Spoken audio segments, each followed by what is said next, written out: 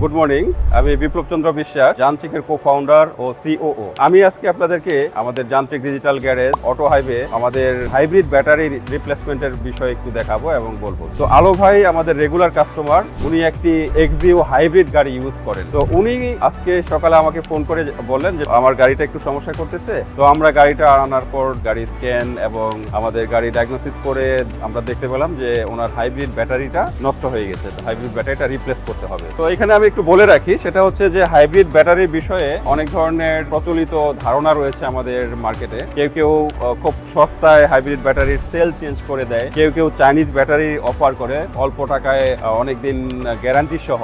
আমরা যেটা করি সেটা হচ্ছে যে আমরা একদম জাপানি যে ব্যাটারিটা গাড়িতে থাকে সেরকম আরেকটা জাপান থেকে ইম্পোর্ট করা ব্যাটারি আমরা কিনে রিপ্লেস করে দেই। তো যারা ইম্পোর্ট করে তাদের কাছ থেকে নিয়ে আসি, আমরা নিজেরা ইম্পোর্ট করার প্ল্যান করতেছি, আমরা ভবিষ্যতে করব। তো আপনারা এই ব্যাটারিটা দেখতেছেন, এই ব্যাটারিটা আলো ভাইয়ের গাড়িতে লাগানো ছিল। এই ব্যাটারিটা আমরা খুলেছি এবং আমরা যে ব্যাটারিটা দিব এখনই ওই ব্যাটারিটা আনবক্সিং করব। তো যে বিষয়টা নিয়ে কথা বলতেছিলাম সেটা হচ্ছে যে এই ব্যাটারির ভিতরে তেল থাকে। তো চায়না থেকে অনেকে অনেক তেল একসাথে কিনে নিয়ে আসে, কিনে নিয়ে আসার পর তেলগুলা এগুলা খুলে খুলে রিপ্লেস করে চেঞ্জ করে দেয়। অনেকে যেটা করে যে আগের ব্যাটারিতে যে কটা সেল নষ্ট হয়ে গিয়েছে সেই সেলগুলা তারা রিপ্লেস করে, যে কারণে ওই ব্যাটারিগুলা লংজিবিলিটি থাকে না, মোস্ট অফ দ্য কেসেই ফেল করে। কোনোটা 3 মাস, কোনোটা 6 মাসের মধ্যেই আবার নষ্ট হয়ে যায়। চায়না থেকে যে ব্যাটারিগুলো ফুল ব্যাটারি রিপ্লেস করার কথা বলে সেটাও অ্যাকচুয়ালি চায়না থেকে এনে এই যে ক্যাসিংটা রয়েছে, ব্যাটারির ক্যাসিং এবং অন্যান্য সবকিছু কেবল রয়েছে, এগুলা থাকেই চাইনিজ সেলগুলো শুধু বসিয়ে দেয়, যে কারণে সেটারও অ্যাকচুয়াল পারফরমেন্স পাওয়া যায় না বা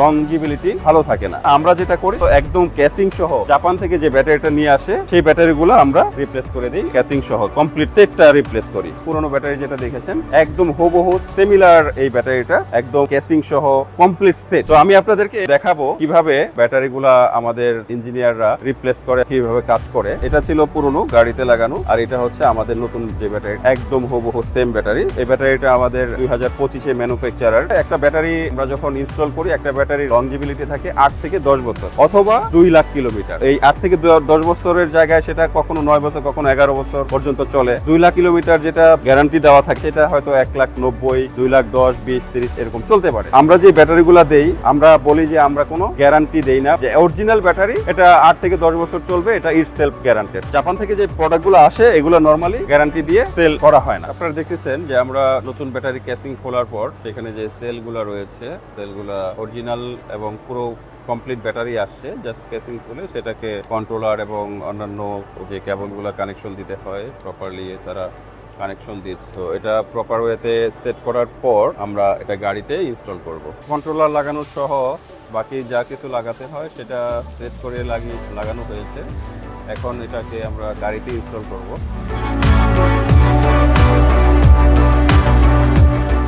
হাইব্রিড ব্যাটারিটা অ্যাজ ইউজুয়ালি গাড়ির পিছনের যে সিটটা থাকে সেই সিটের নিচে হাইব্রিড ব্যাটারিটা ইনস্টল করতে হয়।